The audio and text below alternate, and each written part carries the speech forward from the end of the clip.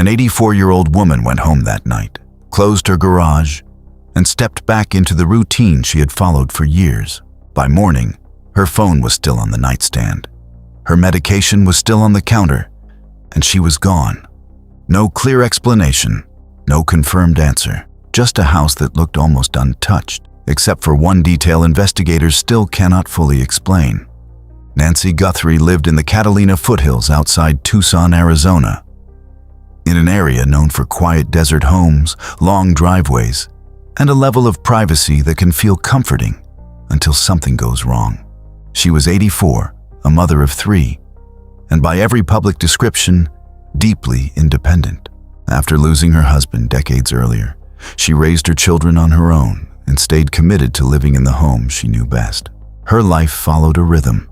She managed serious heart issues with carefully timed medication, used hearing aids during the day, and removed them before bed each night. Her pacemaker also connected with her phone while she slept, creating a digital trail investigators would later treat as one of the most important clues in the case. On January 31st, Nancy followed what seemed like a familiar plan. She took an Uber to the nearby home of her daughter Annie and Annie's husband, Tommaso Cayenne. According to the timeline later released by the Pima County Sheriff's Department, she arrived around 5:32 p.m. The evening, based on public reporting, appeared normal. Dinner, time together, conversation. Then, shortly before 10 p.m., Tommaso drove Nancy back to her home. Authorities said the car arrived around 9:50 p.m. The garage door opened. Nancy went inside. The garage door closed. That moment matters because it is the final confirmed sign that she made it back to the house, and this is where the case stops feeling ordinary. Nancy was supposed to take her evening heart medication around 10 p.m., but investigators later found the medication untouched on the kitchen counter. Her phone was still on the nightstand. Her wallet was still inside the home. Her car remained in the garage. Nothing obvious appeared to be missing. There was no public indication that she had simply prepared to leave for some normal errand or routine outing. That one detail about the medication has stayed at the center of the case because it suggests the night did not continue the way it should have. If you follow true crime cases like this, you already know the smallest clue is often the one that changes everything. So don't forget to like and subscribe for more videos like this. The next morning, Nancy failed to show up for plans involving a church live stream with a friend. Concern grew. Family members went to check on her. Her home was quiet. Her vehicle was still there. Nancy was not. Around noon, a 911 call was made. By then, nearly 14 hours had passed since the garage door closed the night before. Investigators began working the scene, and one of the most important discoveries came from the front entrance. Nancy's Nest doorbell camera had detected motion at about 1:47 a.m. But instead of simply recording a late-night visitor, the device was physically handled and then disabled. Later, with help from Google, investigators recovered fragments of footage from the system. The images showed a person on the porch wearing dark clothing, gloves, and a face covering. Analysts who reviewed that movement noted something important. The person did not appear lost or uncertain. He moved toward the camera in a direct way, as if he already knew where it was located. That observation changed how many people viewed the case, because confidence like that suggests more than opportunity. It suggests planning, or, at the very least, familiarity. Authorities have not publicly released every detail of what happened next inside the house, and that missing portion of the timeline remains one of the most sensitive parts of the investigation. What is known is that Nancy's pacemaker lost its Bluetooth connection with her phone at 2:28 a.m. That moment became the last known electronic signal connected to her. Then, about 8 minutes later, a different camera around 2.5 miles away captured a vehicle traveling along a nearby road. Journalists later tested that route and found the timing generally fit. Authorities also said the timing was consistent, but the identity of the vehicle and whether it was directly connected to the case has not been fully confirmed in public. At first glance, it sounds like a straightforward sequence. A woman returns home. Hours later, someone appears on camera. Then the electronic trail ends. But the more closely people look, the less clean that timeline becomes. Because between 9:50 p.m. and 1:47 a.m., there is a 4-hour stretch that still has no complete public explanation. That gap may be the most important part of the entire case. Most people focus on the person at the camera, investigators, analysts, and the viewers who study the case more closely keep returning to a different question. What happened before that? What interrupted Nancy's routine before the visible part of the case ever began? If you care about cases where timelines matter more than noise, don't forget to like and subscribe for more videos like this, because every detail here builds toward the larger picture. As the investigation developed, another detail started drawing attention. 9 days earlier, on January 23rd, a strange video had appeared on a neighborhood security platform. It showed a man walking backward up a driveway in the same general area late at night. The behavior looked deliberate. Security specialists later explained why that matters. Many home cameras do not record continuously. They activate when motion is detected, and that activation can take a second or two.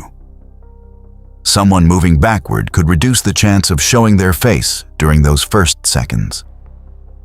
When the earlier video was compared with the later images from Nancy's porch, some observers noted similarities, including a similar style backpack.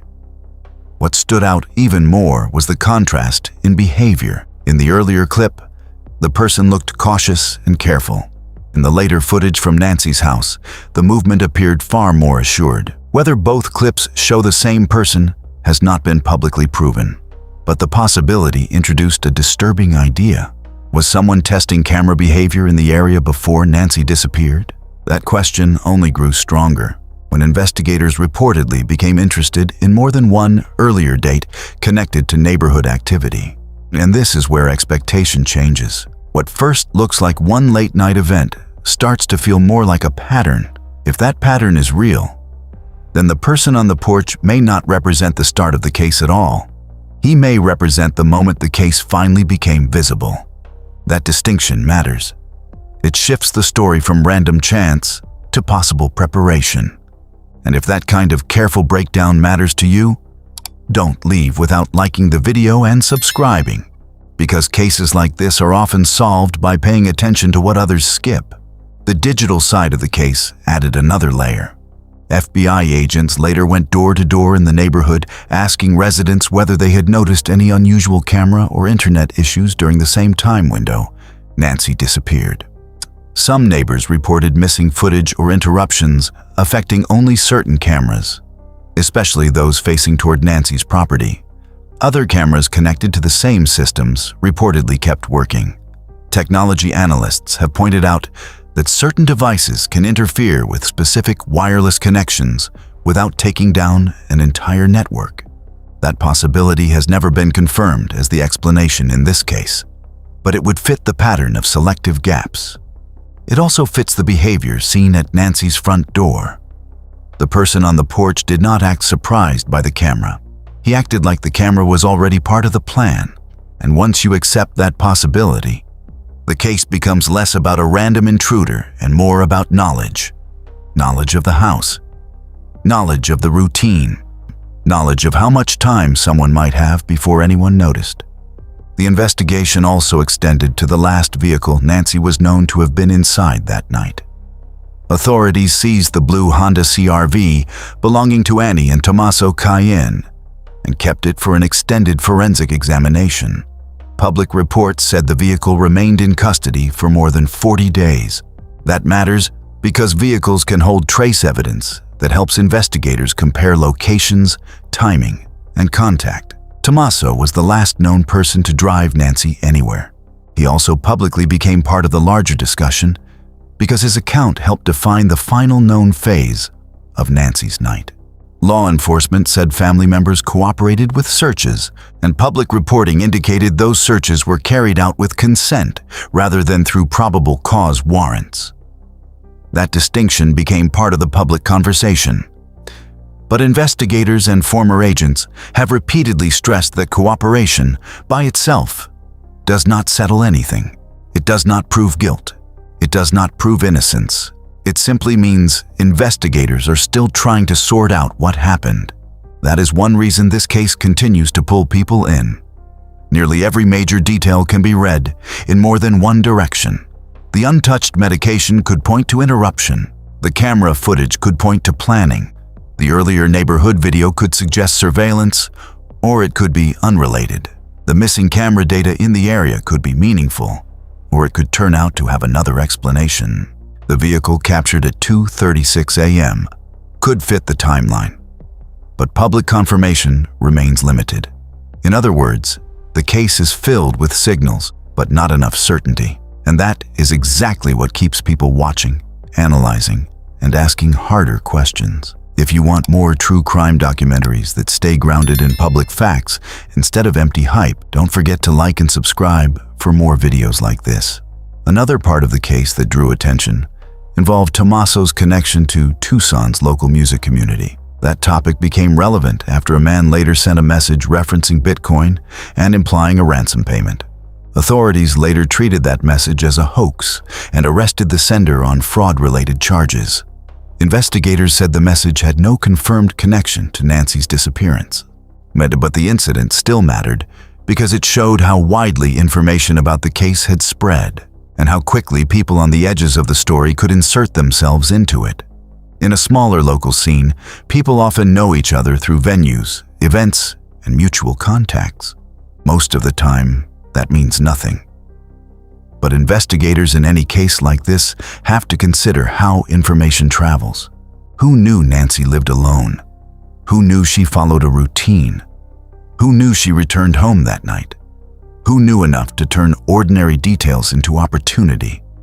Those are the kinds of questions that make this case feel less like a single event and more like a network of possibilities. Public discussion around the case has produced several broad theories. One theory suggests someone with inside knowledge may have understood the house layout, on the camera situation, and Nancy's nighttime routine. Another points toward the possibility of an attempted burglary that changed once the intruder encountered an unexpected complication.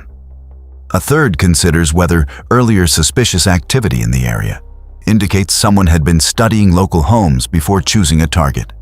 Each theory explains certain parts of the evidence, and each one leaves major problems behind. That is why the case remains open, and why public attention has never settled on one clean answer. If you've made it this far, you already know this case doesn't fit a simple headline. So don't forget to like and subscribe for more videos like this. The strongest documentaries do not just repeat what happened. They show you where the official timeline starts to strain. In Nancy Guthrie's case, the strain begins the moment the ordinary routine breaks. An elderly woman gets home. Her garage closes. Her medication remains untouched. Hours later, the camera is disabled. Then the final digital signal disappears. That sequence is simple enough to memorize, but difficult to explain. Because if Nancy made it safely inside and began settling in for the night, why does the evidence suggest her evening never fully began? And if the person seen on camera was prepared, how much of that preparation depended on knowing something about Nancy's life before that night ever started? Those are the questions at the center of the case. Not just who showed up, but who knew enough to make that moment possible. Nancy's family later offered a $1 million reward for information. Investigators have continued reviewing digital evidence, trace evidence, and modern forensic leads, including techniques like genetic genealogy, which in other cases has helped identify unknown individuals years after the fact. For now, though, the public still circles back to the same 4 missing hours. The period between 9:50 p.m. and 1:47 a.m., the part of the night with no full public explanation. The part that may matter more than the footage everyone keeps replaying. The house in the Catalina Foothills has become a symbol of that unanswered question. How does someone return home, step into a familiar routine, and then vanish before morning without a clear explanation? Until investigators can answer that, Nancy Guthrie's disappearance will remain one of Arizona's most unsettling open cases. And in investigations like this, The clue that looks quiet at first is often the one that stays standing when everything else falls away. If you want more careful, fact-based true crime breakdowns, don't forget to like and subscribe for more videos like this.